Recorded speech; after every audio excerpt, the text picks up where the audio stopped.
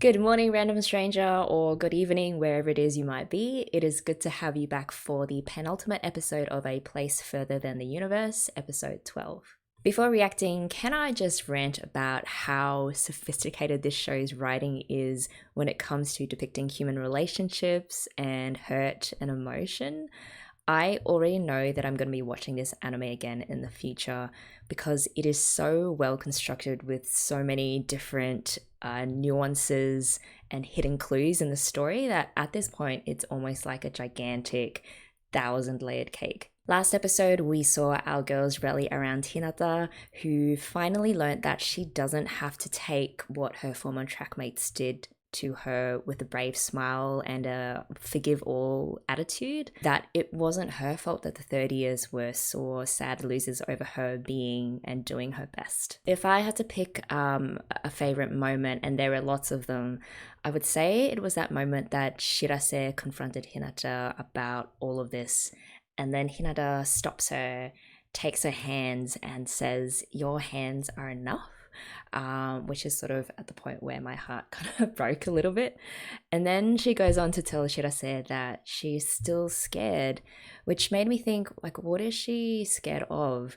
But then I think what Hinata was saying is that even though she's still learning to trust Shirase and the other girls to not hurt her, but to be true, genuine friends, she is getting there slowly, and she knows that they're there for her, and she's starting to heal despite the huge damage that was done to her by her past friends. And it's a start, and it was just an amazing moment. You guys also had some really insightful comments about the theme of forgiveness, which I kind of want to talk about a little. So Robert Boy wrote, "So many shows has it to where the main characters forgive the people that have wronged them and they end up becoming friends." Yeah, you see that all the time in media. Hinata was actually thinking about accepting their apology and giving them the satisfaction of being forgiven, but I love how this anime shows that some things just can't be forgiven. I agree 100%, and I love even more that Shirase straight up told Hinata's old teammates to like piss off. She said it on behalf of Hinata, and you know, sometimes the right healthy thing to do when someone has wronged you is just to allow yourself to express your anger and not be forced to take the so-called high road. And Helena Enjos, and I apologize if I pronounced that wrong, they also wrote, "I love the contrast between this episode and episode 5, which is the Megumi episode, because it shows that not all apologies are the same and you shouldn't accept them as if they were." That is so true, because I was also thinking about the differences between how Megumi apologized to Kimari and why forgiveness in that scenario made sense. And Helena explained it really well, that the difference is that Hinata's friends don't really mean it. They wrote some random offhand email and they just want to cash in on Hinata's fame by being part of the Antarctic expedition. As in real life, which this show is so great at depicting, it's not always the case that you have to or you can forgive and forget. Forgiveness is like a long process and it looks different for different people. And people evolve over time, they go back and forth on it, and sometimes they struggle with it for the rest of their lives. I do think that forgiveness is a powerful thing, and it's often a really important part of the healing process. Like, you read these incredible stories of people who, for example, forgive the murderers of their children, and all power to them. But it takes a lot of emotional energy to come around to that, and it's rarely, if ever, straightforward. By all means, forgive if it helps you, I guess, lighten your own burden, but also it's not on you ever to do so in order to reassure the person in the wrong that they're off the hook. The other really awesome moment last episode was when Shirase was saying to Hinata's track mates, "You think Hinata's been suffering, but she really hasn't. She's taken her next steps with us." Part of the power that people who make others suffer have is because they feel like they can still impact the other person's life long after the initial wrong has been done. But Shirase tells Hinata's friends that no, she's moved on from you. You're the pitiful, insignificant ones who are living a half life simply by having been so small and petty. So good riddance. On another completely different note, I do also love the running gags that they slip in every now and then. So not only Shirase's super camera shyness, but also Kimari's like modern day Leonardo da Vinci coming out, being skilled at the most random things. Like last episode, it was painting those satellite recognition marks. Given this is the second last episode, I'm expecting something huge to happen. We've already sort of wrapped up Yuzu, Hinata, and Kimari's central conflicts, so really all we have left is Shirase, both with regards to what happened to Takako and also her strange relationship with Gin. So I'm expecting something to develop on those fronts. Okay, I'm really looking forward to this episode. If you guys are good to go, let's do it in 3, 2, 1, play.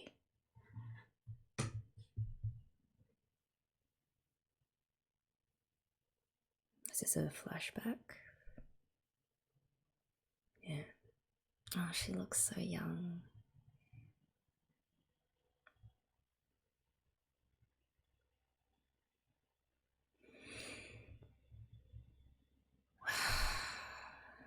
This girl has been through so much.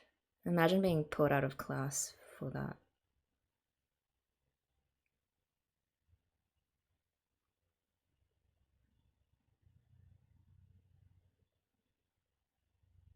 That was Takako eating noodles.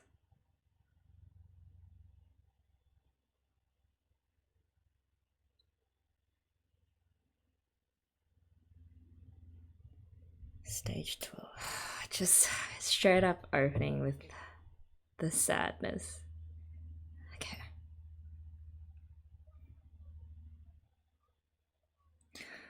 Oh god, are they going to where they last saw Takako?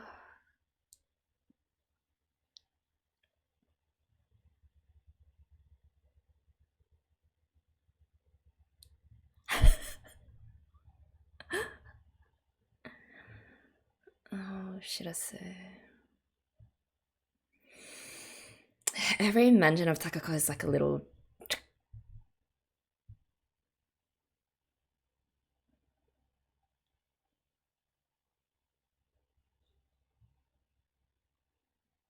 Will she go though? Would it be too much?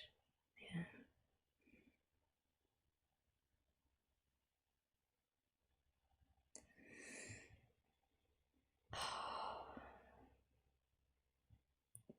No.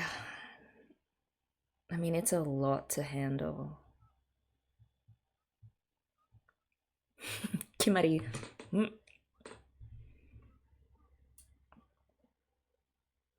Clearly, Shirase is not in the mood to do her infamous reports.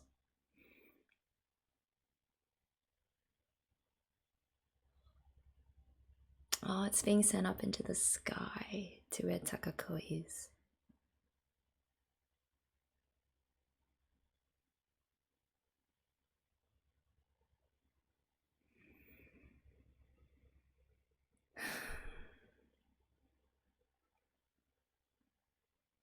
And Gin as well. I think Gin would want to be there with Shirase just to make the closure complete.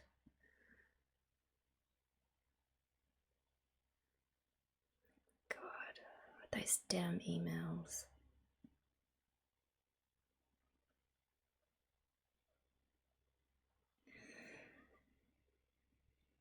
I feel this very tight emotional precipice. It's like we're just skirting around the edges.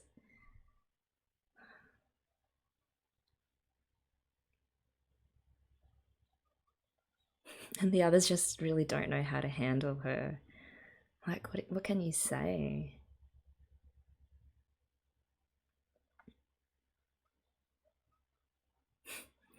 Bless Kimari for trying.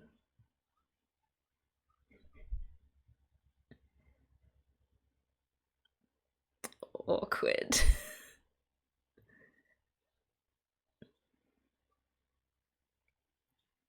I think, yeah, they want to ask her how she's doing, but they don't want to be too step the line over.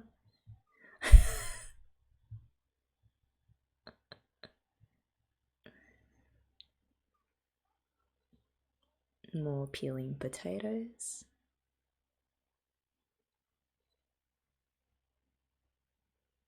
The tension is so thick you could cut it with a knife. Oh.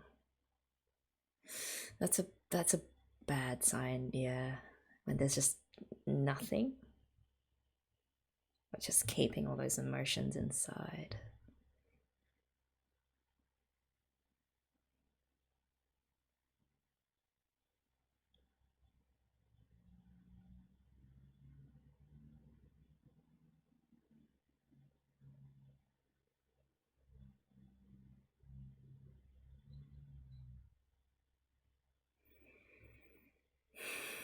She doesn't know how to handle it. Yeah.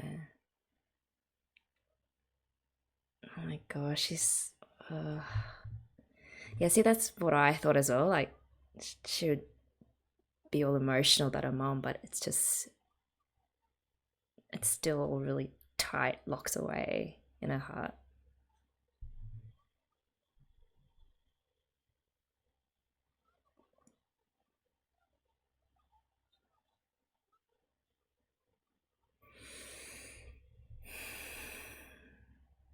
I think it's because Shirase sort of knows what happened to her mum, but she doesn't want to face up to it. It's that moment. Yeah, yeah. Like, once it's over, it's over.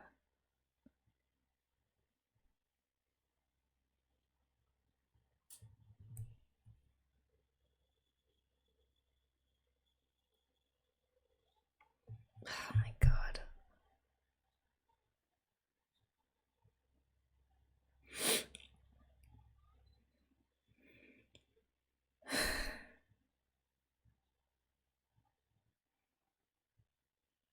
I love Gin's hair like that.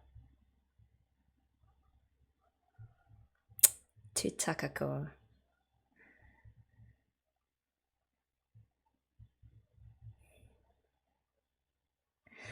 Okay, let's bathe in the happiness of this moment.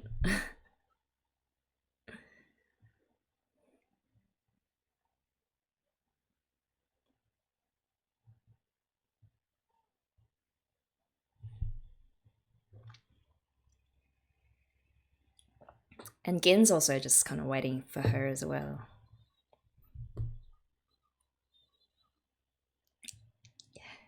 Yeah, sometimes it's just better to give someone space, the space that they need to process, and just be there for them.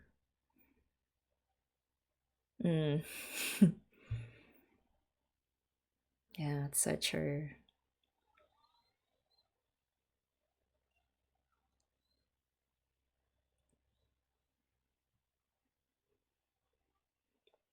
User still. Wait, check dictionary. What is a friend? She's so cute.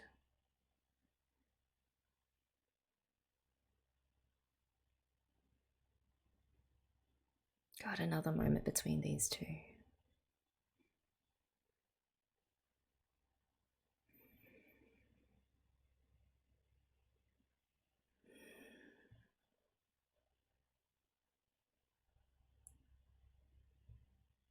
And I feel like Gin really is the one to help Shirase through this because they're both going through the same thing.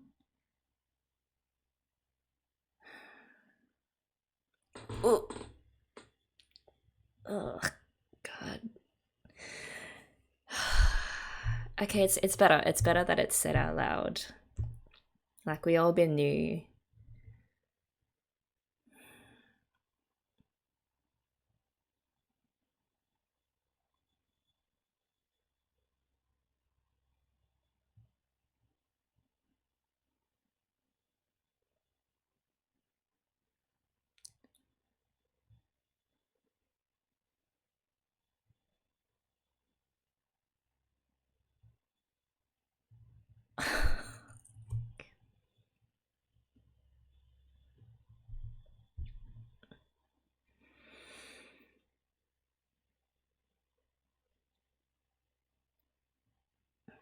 Yeah. It's her own drive. Like it's. Oh god, that was so deep. I gotta watch it again. Oh, that's counting each yen and how hard she worked to get to where she is. She's such a good kid.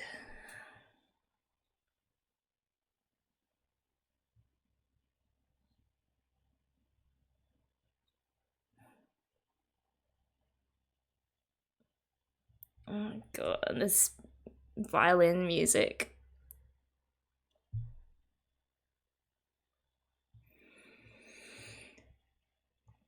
So I think what Gin was saying, and I might be wrong, but it's like it's not only the fact that the regret of leaving Takako behind is driving her. Like Antarctica in and of itself is a place worth going to because Takako saw the value in that as well. Like it's not just sadness and regret driving them, I think. It's cute.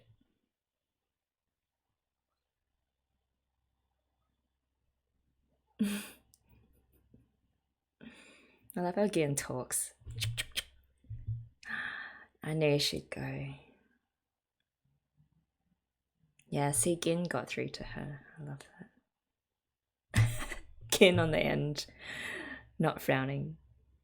I mean, frowning.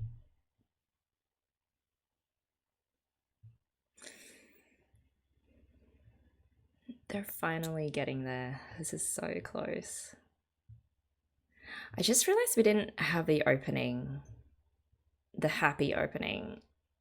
Oh, God.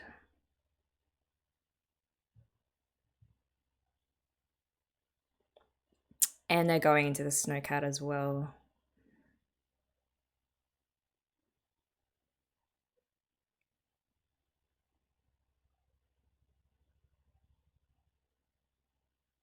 So this is, I'm assuming, the furthest reach.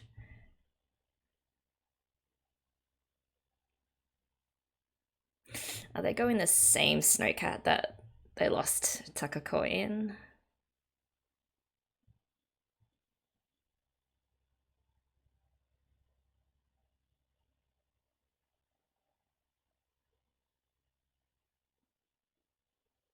No one's smiling.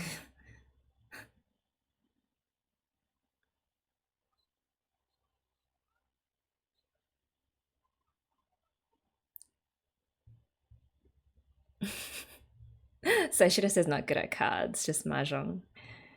Or maybe she's just so off her game, just thinking about her mom.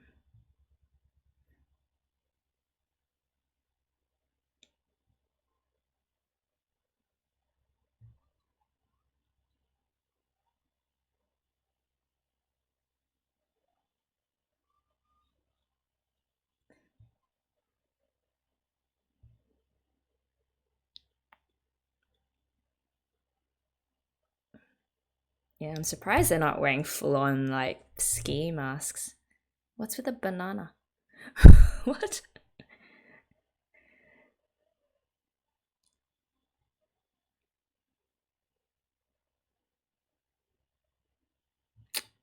Budget trip.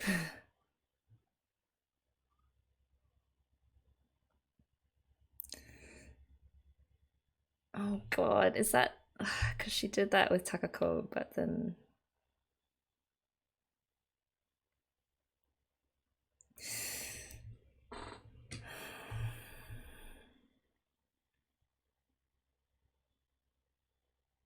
that's oh god, everything is just pointing to Takako now. I'm getting a bit nervous.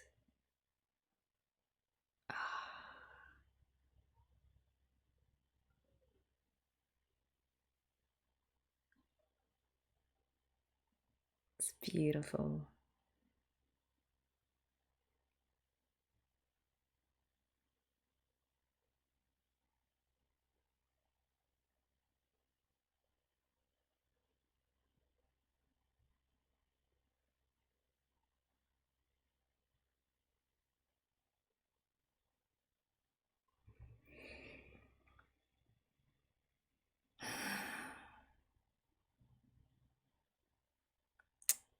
that was the same spot that Gin was sitting in when Takako called in.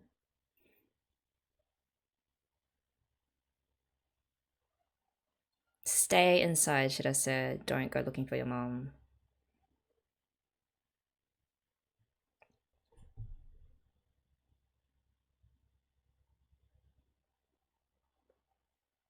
That's so crazy.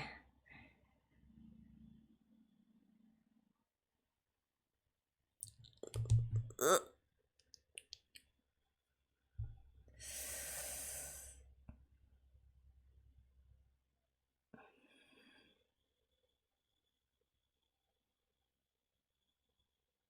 Just one slip. Oh my god. The rope broke.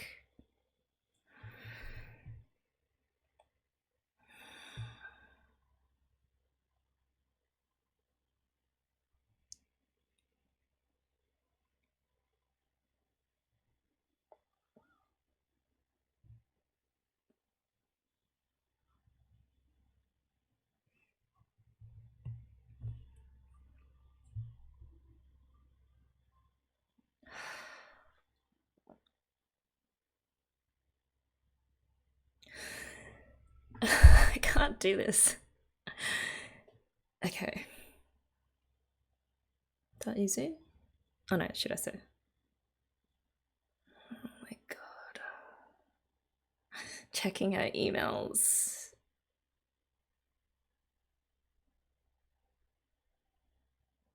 They're so happy. And see what they were doing, the thing that they dreamed of for so long. Like,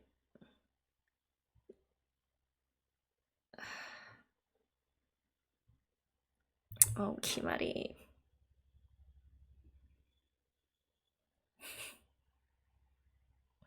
It all started with those two.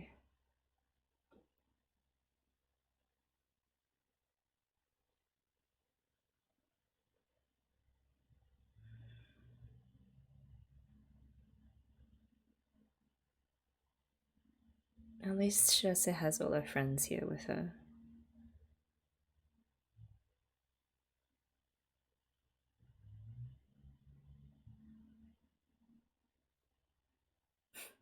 That's the second person that's thanked Shirase for taking them. And I feel like, so that adds just an additional reason for Shirase to have been there. Like, it's not just about her mum now, it's about these girls. And that makes it better.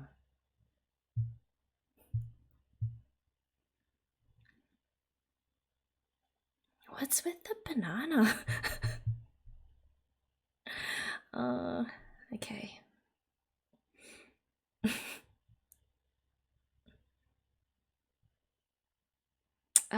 What is that? What instrument? Is that like a shimasen?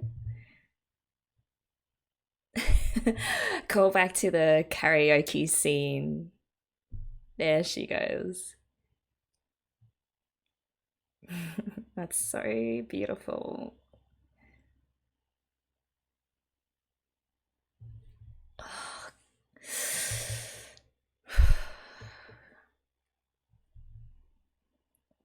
Okay, so I feel at this stage that Shirase knows that her mom is dead.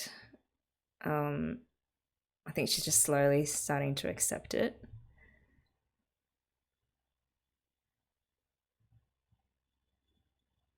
But Gin was saying that Takako had left something somewhere. Oh wow.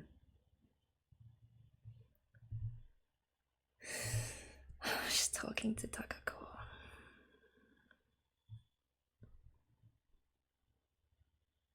That they're starting, like, this was Takako's dream and they're making it come true. Kobuchi's your observatory. Oh god, Gin. Oh my god. I can't handle Gin crying because you know that she's the hard ass that never cries.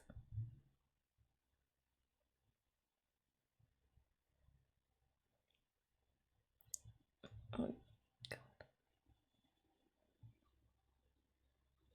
Where are they going?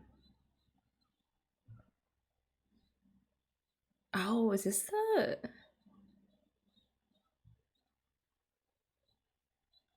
Oh no. Oh. This is the last place that Takako is known to be. Are they gonna find anything? I love how those other three are like, no, we need to find something, like something definitive that lets you know that she was here.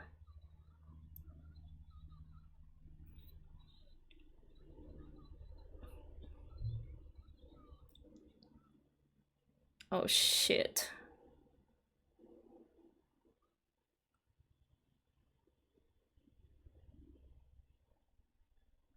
Oh god, there's a photo.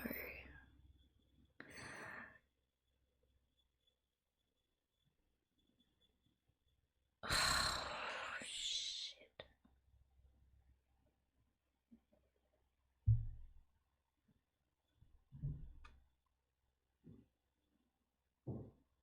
Oh no, it's a laptop.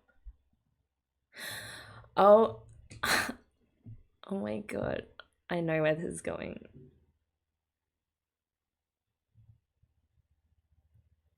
This freaking song.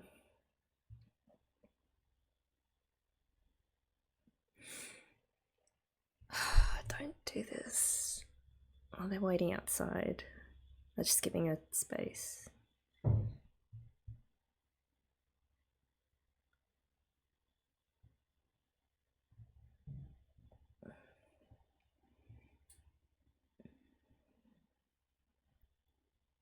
They always get the password eventually. Oh my god,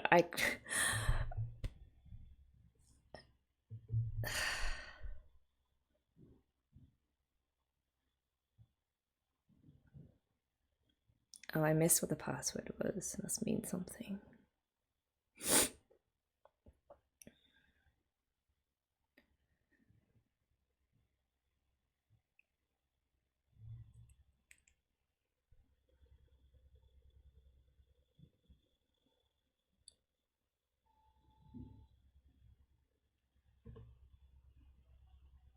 Oh my god.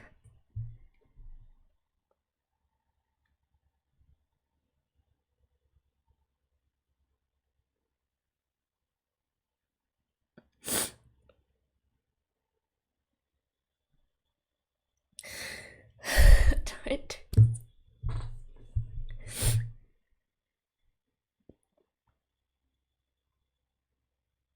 Should I say?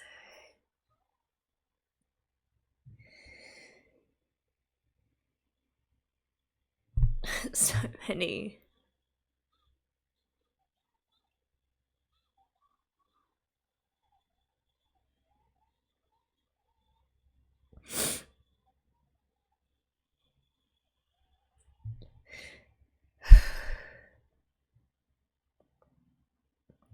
Those tears.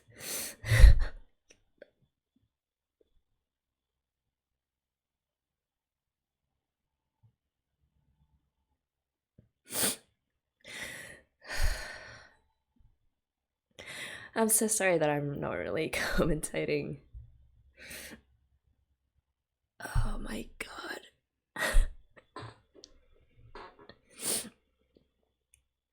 I haven't cried in so long, guys. This...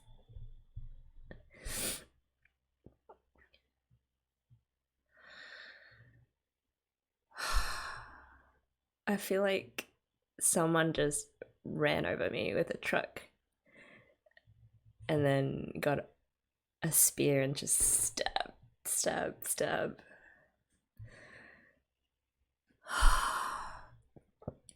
I'm a mess. I hope you guys are doing okay because I'm not okay. Okay, there's a post-credit scene. No?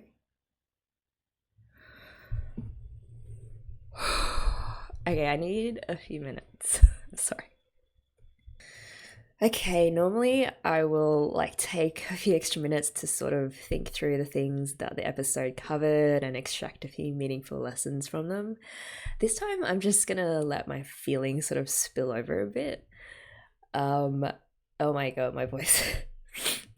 As you can probably tell from my ugly, sniffly crying, god damn it, that scene paid off so well.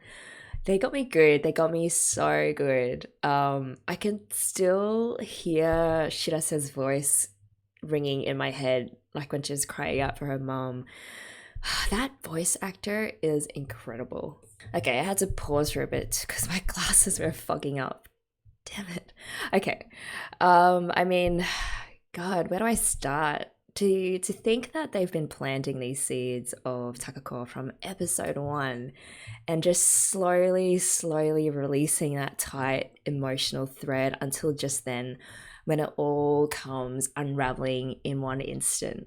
I know that from the start you can kind of assume that Takako is dead, but somehow they just gave enough vagueness and like talking around the issue that there was still a teeny tiny thread of hope to cling on to. At least I was clinging on to that hope, which I think is exactly what Shirase was doing as well.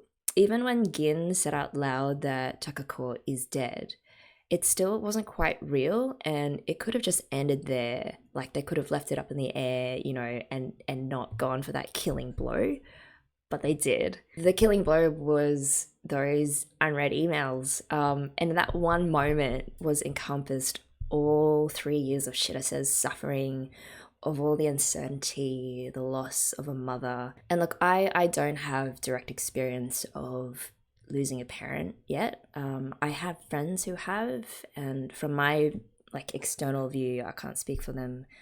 It's such a long, ongoing process of grief that never really resolves. Sometimes you have good days, other days it just smashes you so hard. And I can't imagine the emotional strength it takes just to get through day by day. This show, again, portrayed the reality of it all so sensitively and with such dignity as well, if that even makes sense to say. The part I really loved was how they showed Hinata, Yuzu, and Kimari outside the room crying along with Shirase. Like real empathetic tears. And I'm just tearing up just thinking about it, because I think I relate to that. Like I myself can never claim to know the pain of losing a parent, but for a friend who has, I would want them to know that I'm here for them, that there aren't really any words to say except just to be present. And just to add another layer on top of that, unless you're like a cold hard ass with no pulse, I think that scene would have triggered some kind of empathetic response in anyone. And if you connect with the scene, and if thousands of other people who have watched this show connected with it, by virtue of that shared experience, that connects all of us as humans. And that is such a powerful thing for a show to do. We all know grief and loss in some capacity, and regardless of whether or not we get along or agree on certain things or have the same views, which we never do 100% of the time, there are still some things that are universal, and we need to hold on to those things to keep our humanity. Okay, I'm gonna get a huge shot of espresso to help me recover from the pain of this episode. I'd love to know what this episode meant to you guys, what it made you feel. I don't know what's going to happen in the next one. I'm a little bit scared now, but I would love to have you all join me for one last time. So until then, I wish nothing but happiness for you, no tears. I'll see you guys soon.